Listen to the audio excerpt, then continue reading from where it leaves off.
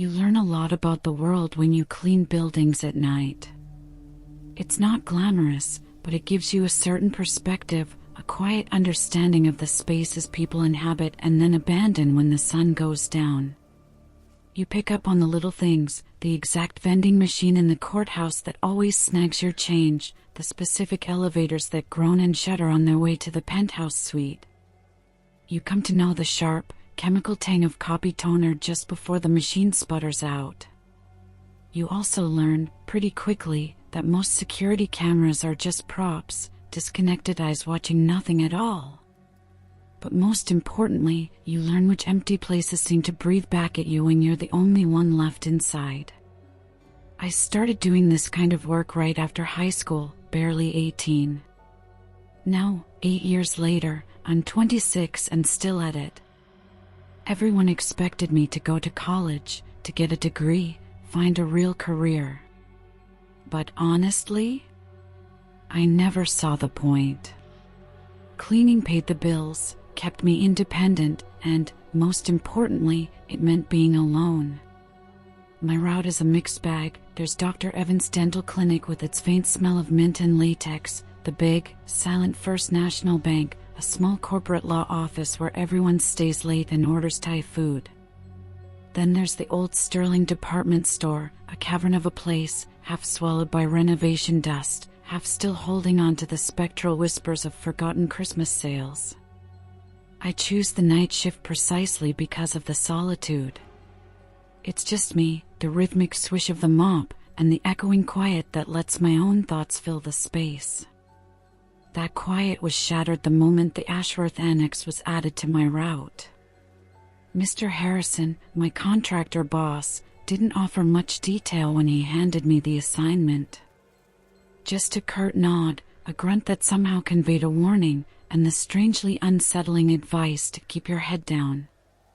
I didn't even get the name of the company or whatever was inside, just the address and a heavy set of keys that felt cold in my hand. 412 Elliott Avenue. You wouldn't glance twice at it during the day, just a plain, windowless block of concrete, maybe 4 stories high. No welcoming sign, no company logo, not even a parking lot to suggest human activity. Just a single, unadorned metal door set into the concrete, equipped with both a keypad and a swipe lock. My new keycard slid into the reader and clicked open on the first try, a tiny sound that felt disproportionately loud in the silence. Stepping inside was like entering a space that had been hermetically sealed off from the rest of the world. It smelled wrong.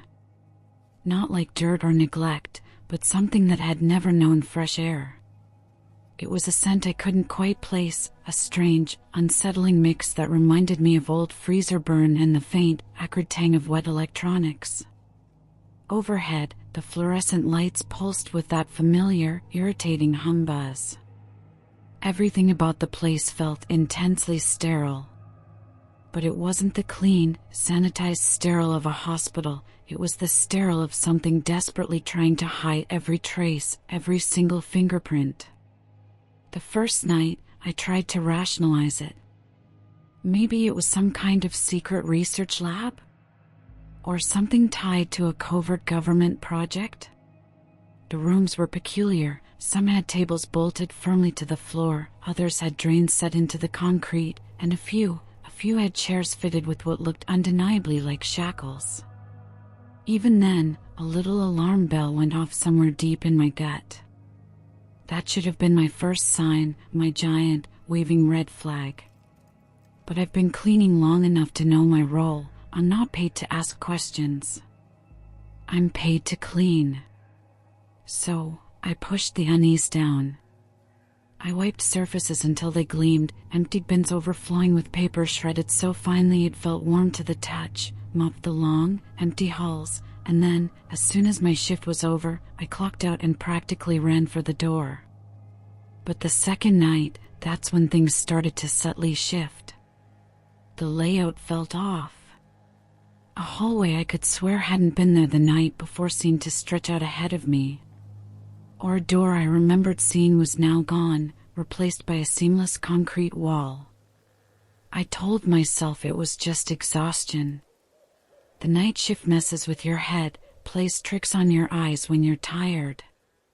Maybe, I thought, maybe it's one of those cutting-edge modular research facilities with sections that reconfigure themselves. Right? I desperately wanted to believe that. I started trying to keep track, to impose some order on the growing chaos. I sketched a rough map of the building on a notepad I kept in my car, hoping to prove my tired mind was playing tricks. But every single night, the map was useless.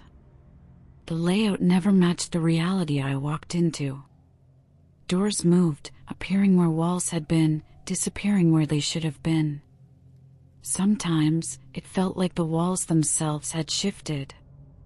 And that's when the noises began. They weren't loud at first. Just a low, almost subaudible hum. It was like the distant thrum of an old refrigerator running in another room, but it felt deeper, somehow heavier. There were other sounds too. Clicks. Rhythmic clicks. They weren't random, they had a pattern, a cadence. It sounded almost like speech, but not a language I recognized. A language made of clicking teeth, sharp and percussive. I tried to tell myself it was just the building's HVAC system. Old buildings make weird noises, right? Especially concrete ones like this. But one night, I heard the rhythmic clicking and the deep hum coming from behind a door I was certain I hadn't seen on any previous night. It was unmarked, completely blank. There was no handle, just a narrow slot set at about waist height and a reader that glowed a dull, angry red when I got too close. And from the other side of that door, I heard something else. A scraping sound. It was wet. A cold dread seized me. I didn't open it. I don't even think I could have, even if I'd tried. But as I hurried past, unable to tear my eyes away, I swear that blinking red slot seemed to wink at me. And that's when I started seeing it. It began as just a flicker, a shadow caught in the periphery at the end of a long hallway. It was tall, unnaturally thin, almost the shape of a person, but stretched out, distorted. Like someone had taken a human body and pulled it like taffy until it was thread thin, then somehow told it to stand back up. I'd catch it for just a split second before it would vanish around a corner, melting back into the shadows. There were never any footsteps. Just the faintest, almost imperceptible hiss, like something struggling to breathe through narrow slits in its throat. One night, I forced myself to look into one of the observation windows that lined some of the halls. The room on the other side was empty, bare concrete walls and floor. Then, the lights in the hallway flickered, plunging everything into momentary darkness before sputtering back to life. And there it was, in the reflection in the glass. Behind me. It didn't move, not at first. It just stood there, its head tilted to the side, its impossibly long limbs twitching slightly, like it was unsure how to hold itself upright. Every instinct screamed at me to run, but my feet felt glued to the floor. Slowly, I turned around.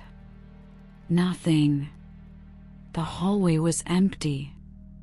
But when I looked back at the window, its reflection was still there, standing right behind where I had been. Watching me. That was the moment the fear truly took root, deep in my bones. I stopped sleeping properly after that. Every shadow seemed to writhe, every creak of my old apartment building sounded like approaching footsteps. And that's when I noticed it started following me home. The smell was the first thing. That same unsettling scent of wet electronics and something vaguely metallic. I'd smell it in my truck on the drive home, even when I was parked miles away. I'd smell it in my small apartment, clinging to the air despite open windows. Then came the low hum. That same deep, vibrating thrum, coming from nowhere and everywhere at once. And then, just once, I saw my hallway get longer as I was walking down it. The walls seemed to stretch, the door at the end receding into the distance before snapping back to normal. I knew I couldn't keep doing this. It was messing with my head, blurring the lines between the job and my life outside. I asked Mr. Harrison if he could just drop the Ashworth Annex account. I told him it gave me the creeps, that the place felt wrong. He just let out a harsh laugh that sent shivers down my spine. "Are you kidding, Lisa?" he'd said. "That account pays double what the others do. We're not dropping it." Then he'd added, almost as an afterthought, "Place has gone through 3 other janitors this year, you know. You're doing better than most." Better than most? The implication hung in the air between us, thick and suffocating. What happened to the others? I should have quit right then and there. I walked out and never looked back. But the rent was due, and the fear, as potent as it was, hadn't quite outweighed the need to pay my bills. Let me know in the comments if you've ever felt watched like this, like something unseen is just outside your line of sight, breathing down your neck. I thought about trying to get proof. Maybe if I could show someone what was happening, they'd believe me. Last week, I tried bringing my phone in with me. My plan was to just set it down in a corner, let it record the noises, maybe catch a glimpse of that impossibly thin shadow. Anything. But the footage came out blank. Nothing but a dark screen. The audio was even worse. Just a garbled, horrifying mess of static and something that sounded sickeningly like sobbing run through a blender. After that, my phone seemed to lose its mind. It wouldn't turn off. And it started showing me images. Images I definitely hadn't taken. One of them was of me. Sleeping. Taken from the foot of my bed. In my own apartment. Last night was the absolute worst. I got lost. Inside the building. That crumpled map in my notebook, the one I'd painstakingly sketched? Completely useless. The halls didn't just shift anymore, they looped back on themselves in impossible ways. Elevators only seemed to go down, plunging into the concrete foundation. I remember passing the same old fire extinguisher on the wall 5 different times.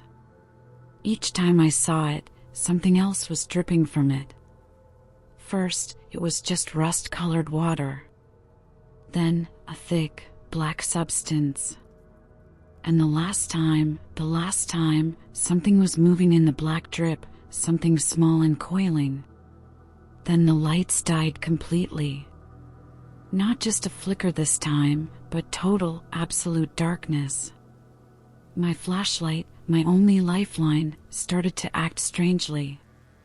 The beam pulsed and flickered like it was trying to breathe, the light growing stronger and weaker rhythmically. And I felt it. Behind me again. There were no footsteps. No sound of movement at all. Just a sudden, intense heat. A boiling, pulsing heat that felt like being too close to a furnace. And with the heat came a smell. Sharp and metallic, like blood and ozone mixed together. Pure terror flooded my system. I ran. I don't remember the escape clearly. The fear had taken over, reducing everything to fragmented, terrifying snapshots. I remember finding a stairwell, one I knew should have ended at the 3rd floor based on the building's exterior size. But I ran down 25 flights, my legs burning, the heat chasing me. I remember doors appearing in the stairwell walls, doors that open not into rooms, but into utter blackness filled with pinpricks of light like stars. Looking into one of them, gravity felt sideways, impossible. And I remember the whispering. It was right next to my ear. But it wasn't the clicking language of teeth. It was my own voice, whispering something I didn't understand at first. It said, "You're clean enough now." I don't know how long I ran, or which impossible door or hallway finally spat me out. The next thing I remember is waking up in my truck. It was still parked outside the Ashworth Annex, gray in the pre-dawn light. My heart was pounding like a drum against my ribs. And when I looked back at the single metal door, I saw them. Bloody footprints, leading out of the building, stopping abruptly a few feet from my truck. I'm not going back. I don't care if Mr. Harrison fires me. I can't. I even tried to report the building. I called the city planning department, the non-emergency police line, anyone I could think of. They all said the same thing. Elliott Avenue doesn't have a 412. There is no Ashworth Annex. I drove there during the day, just to be sure. Where the concrete block had stood the night before, there was nothing. Just an empty lot. Cracked concrete and weeds pushing up through the gaps. A goddamn parking lot. But at night, when I drive past, it's back. The windowless concrete block is standing there, solid and real in the moonlight. And the single metal door is waiting. Last night, I took a different route home, trying to avoid Elliott Avenue entirely. But something pulled me towards it anyway. As I drove past the dark, silent building, I felt a sudden vibration. My key fob. The one for the Ashworth Annex. It was buzzing in my pocket. But that was impossible. I hadn't brought it with me. I threw it out last week. Left it in a public garbage can miles away. I think something brought it back. And it's telling me it knows where I am. Now, the dreams are the worst part. They come every time I close my eyes. I'm mopping a floor that stretches on forever, smooth and dark.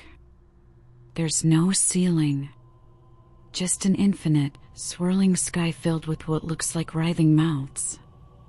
The mop drags behind me, heavy and slow. And the liquid I'm soaking up, it's not water. It's voices. Mine. Yours. Everyone's. And somewhere, far down that endless, echoing hall, I hear them. Footsteps. But I'm the only janitor who cleans that building. Right? Like and subscribe if this story gives you chills.